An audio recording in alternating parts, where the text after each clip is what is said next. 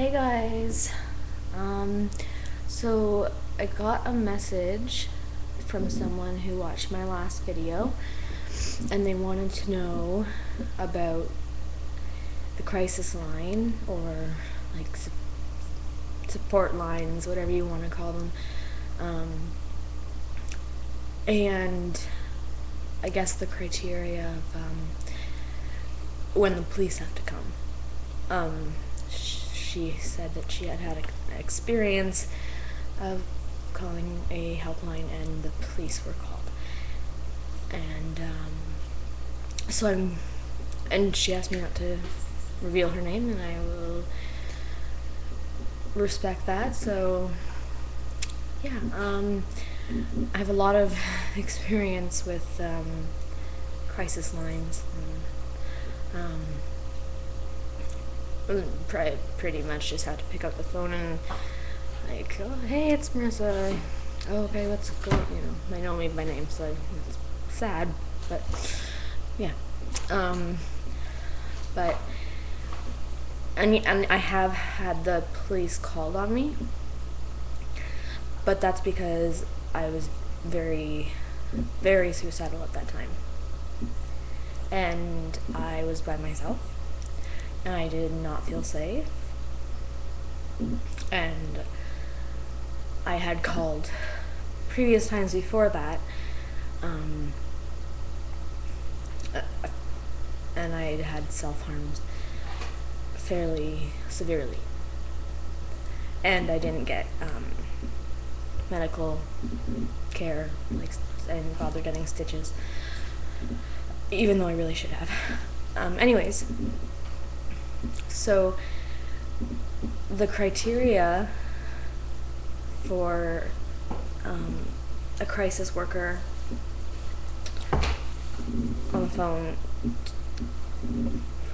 for them to have to involve the police, you'd basically have to give them the impression that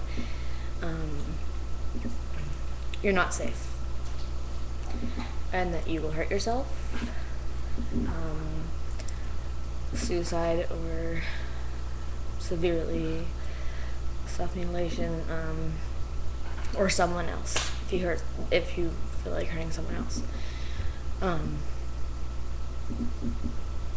which, I mean, you probably don't relate to, but if you do, I mean, I'm not judging you. I mean, there's other mental illnesses that I'm not I'm familiar with, but I haven't experienced that. I guess they do have urges to hurt other people. But not, like I said, no judgment. Okay, so yeah, I don't want this to deter anybody from calling a helpline, because they're there for a reason, and like, it's a process, and there's flaws in every process. I mean, I'll tell you an example of one time when the police were called on me, and I wasn't doing. I was at the lowest that I've been, and I had taken an overdose, and I told a friend in Scotland. I live in Canada, and she called a crisis line in Scotland, and somehow they had connections, and the police were called to Stratford, Canada, where I'm from, and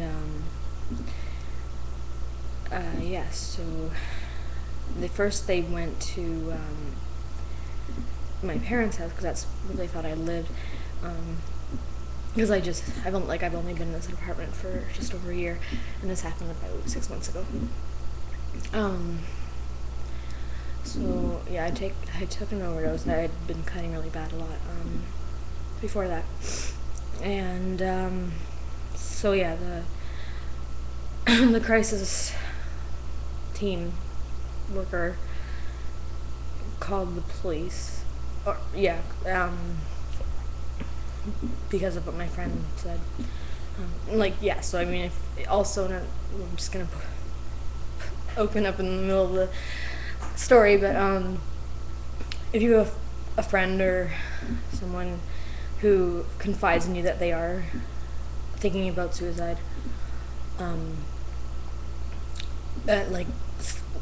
seriously, and like a plan, I urge you to call a helpline, and they will either give you instructions on what to say to the police, or they will come for you, and it's all confidential.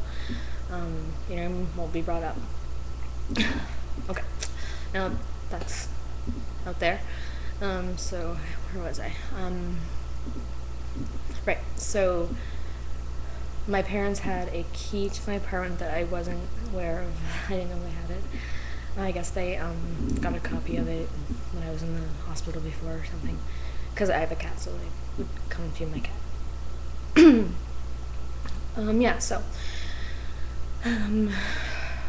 My parents came first, and then the police came, and I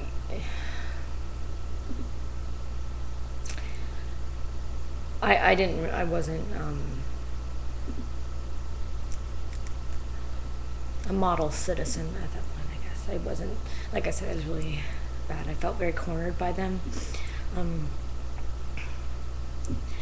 So I I ended up, they either say the easy way or the hard way. Well, I chose the hard way, and the hard way ended up being pepper spray, pushed to the ground, handcuffed, and on a stretcher and an ambulance, and it sucked. So easy way for now on. Learn from my mistakes, people, seriously. They can pepper spray you, and they will. They will. It doesn't take much. Or tase you. I haven't experienced that. I have no desire to either. But that's like an extreme, that's like a worst case scenario. Like I was an idiot at that point. I've had, what normally happens is the police will come, they'll knock on your door, you answer it, because then it just, and they'll just talk to you, they'll be, okay, so you called the crisis line, and you were in distress, and there's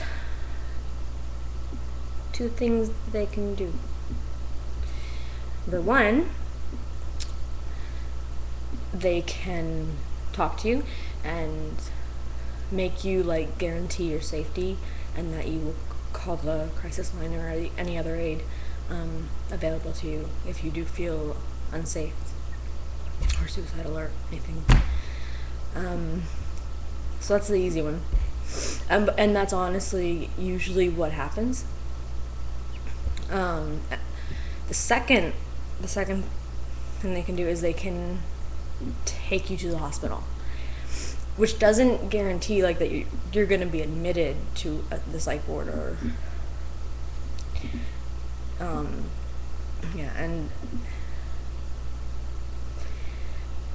and just go.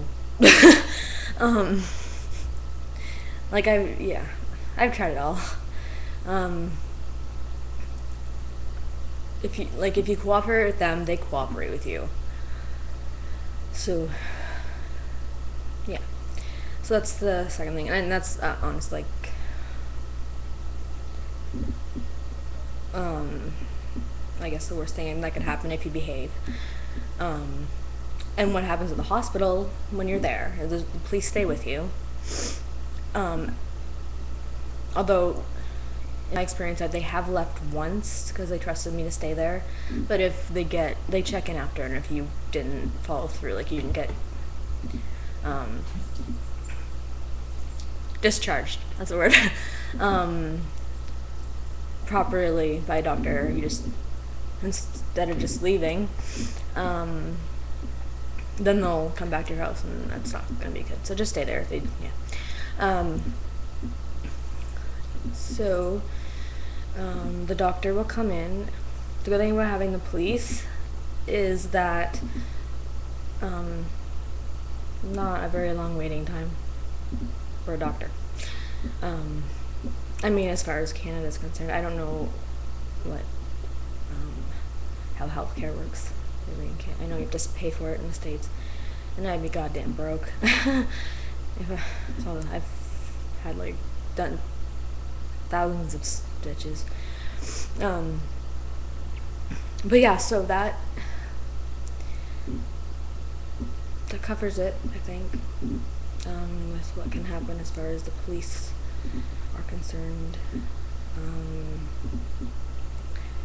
So I hope that answers your question. The girl who doesn't want to be named wrote me a message. If not, message me again or talk to your local crisis, because they can tell you the procedures too. Every crisis worker is different. I've learned that too. Some of them call on me just because of my track record. I don't have to say anything, and but yeah, okay. So I will. Wow, 11 minutes and 40. Long one. Sorry, guys. Yeah. So feel free, questions, messages, anything, comment. I know a lot about mental illness and situations it can bring you into, or places. Yeah. So yeah. I hope that everyone is having a good Christmas Eve or whatever holiday you celebrate. I know I have to wake up very early tomorrow, which I'm not looking forward to. But yeah. Okay, so take care, guys. Okay, thanks for watching, and happy holidays.